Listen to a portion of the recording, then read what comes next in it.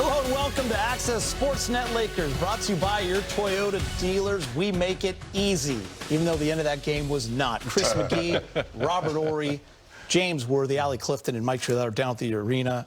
Lakers on a night where they honor the Dodgers, and in their honor, they find a way to come back and win this game, climbing back from behind the entire night. But you heard Marcus Smart say it right there to Mike Trudell.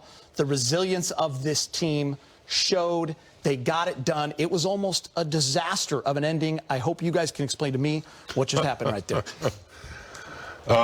You know, out of 82 games, you're going to have several ugly games, you know, that don't always look pretty, some mental mistakes.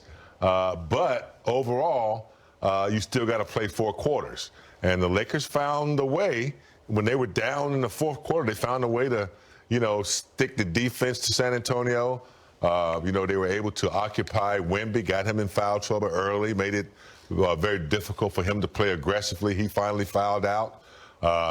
Didn't shoot the 3-ball well, but got a ton of free throws. That kept them going. You know, offensive rebounds helped a lot. Steals, they had 8 steals. So, you know, they did what they had to do at home to grind out a win. And I'm sure they'll look at it and, you know, look at some mistakes. I thought the bench for the Lakers, you know, came in and provided, you know, some support. And sometimes you got to pull ugly games out and win them. Rob, on a night where they won the turnover battle, the Lakers, they won the second chance points, they won points in the paint, but there was inefficiency on offense, which we have not seen a lot from this Laker team. Found themselves down 11-12, then they cut it to 8, back up to 9 and 10. What was the key in that 4th quarter to the win? Staying strong. I think when you play a team like San Antonio, your focus was on Wemby. And as your focus is on Wemby, you get a lot of guys get a lot of open shots. And if you watch how the Spurs played in those first 3 quarters, they got a lot of open shots. And then when Wemby got in foul trouble, they was able to change their defense in and lock up and stay with their man. And that's a big key. And that's one thing when you have a dominant player like a Wemby, like a Luka, it should provide pot shots for people. And, you know, you have to give it up to San Antonio. Their bench played off. I think they had 38 points compared to our 21 points. Most times we would say, oh, 21 points on our bench. That's awesome. But you look at San Antonio's been 38, like, wow. But overall, it's all about the 4th quarter. The Lakers won that 4th quarter 30-20. And so that's how they was able to withstand this run that San Antonio started the game with. And James, what we are seeing right there is the Lakers had the game won with 1 second. Their ball, Marcus Smart makes that mistake, taking the ball out of bounds. It's Spurs ball. This looks like it goes off Johnson's knee. They didn't review it. So there's, 0.3 seconds left.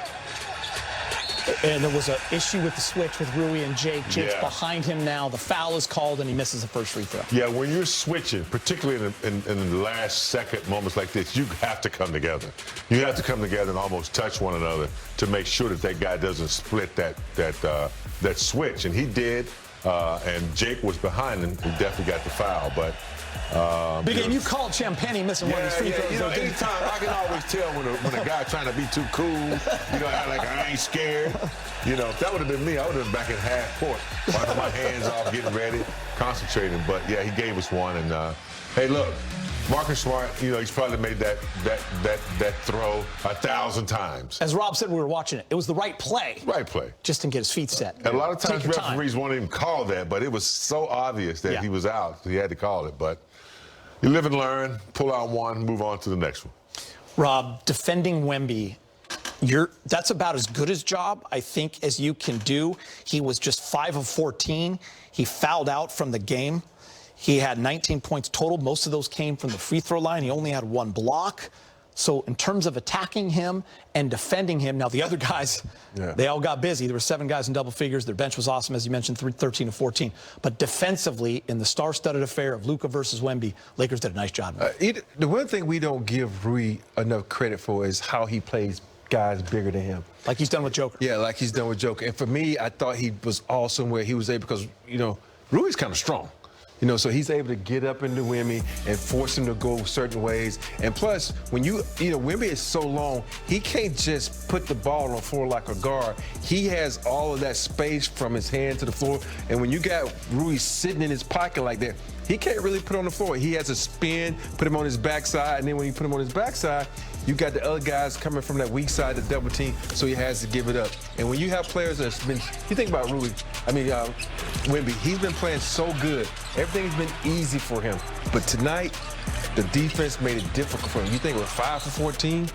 You know, that's not a good night. So I think right now, the league they're watching how the Lakers have played them. They're watching how Phoenix has played them. They both played them like this. So, like I said, copycat league. Wemby rules. Yep. Listen, Wemby rules.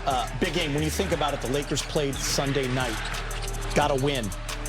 Got on a plane. Landed at 3 a.m. Played Portland that night shorthanded. Got a win. Got back at 1 a.m. Had 1 day to prepare. You got to credit the staff, the plan, and then the execution defensively tonight. Because they were tired legs for sure. Absolutely. Especially, after the last game. Not this game, but the last game they played up in Portland.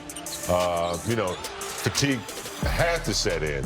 But when you got a coaching staff that's, that's monitoring the team properly and making sure that everyone is doing what they're supposed to do and making the right substitutions at the right time, like Smith the other night up in Portland. And then tonight you're at home, you get Luka back.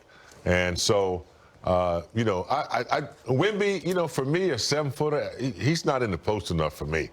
I know he can handle the ball and do all that kind of stuff, but I know they don't play a lot of posting up centers now, but that would be a way. That would be a way to, have an extra weapon for him. When he's trying to put it on the floor, Rob is right. He's 7'5". He's not like Steph Curry. So when he makes a crossover, it's like a 6 feet. He's got it's too much space for him to have to take up to get to the cup. He does it well, but eventually NBA teams will learn how to defend that.